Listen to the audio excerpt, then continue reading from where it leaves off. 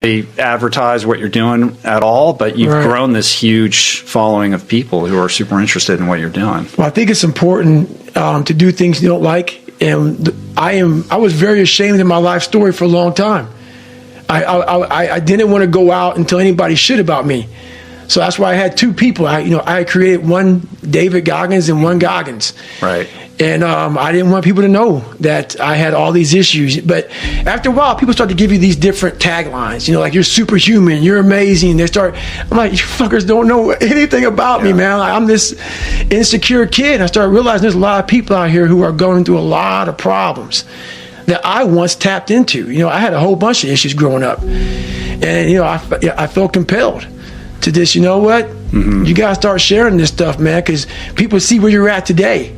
They see where you're at today. They see the man you are today, this rock hard human being.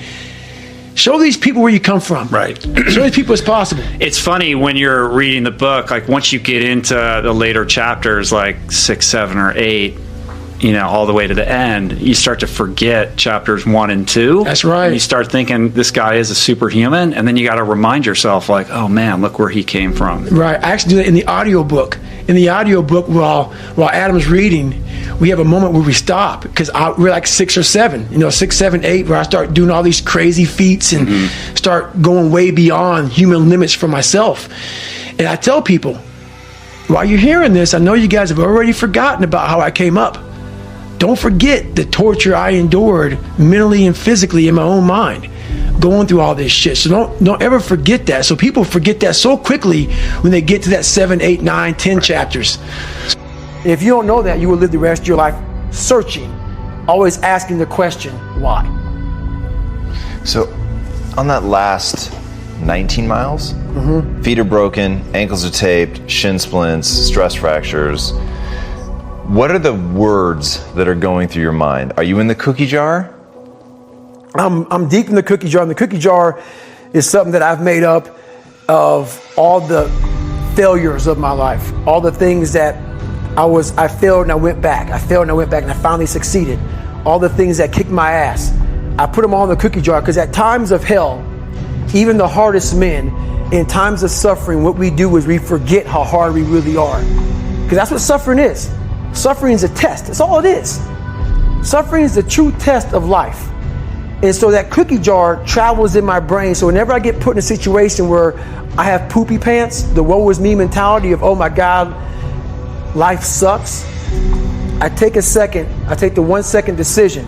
I step out of my life for 1 second, go in the cookie jar, pull up, oh, motherfucker, you were in 3 hell weeks and finished 2. One of those hell weeks, a guy died because it was so bad. Oh, you are a motherfucking badass. You are. I put it back in the cookie jar and I remember who the fuck I really am. I'm not the kid that was called nigga. I'm not the scared kid. This is who I am. It's a reminder of who you truly are at the core of yourself.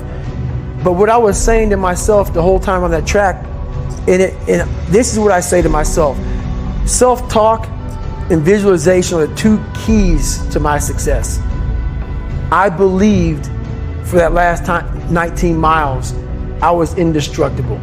Because I took myself in that chair, crapping up my back, peeing blood down my leg, shin splints, stress fractures. I use all that for motivation versus negativity. I use it for motivation. I said to myself, who on this fucking earth would still be going right now? You are. You are. You gotta be the hardest motherfucker on the planet. Is it true? I don't give a fuck. At that time, it got me to the finish line of that fucking race.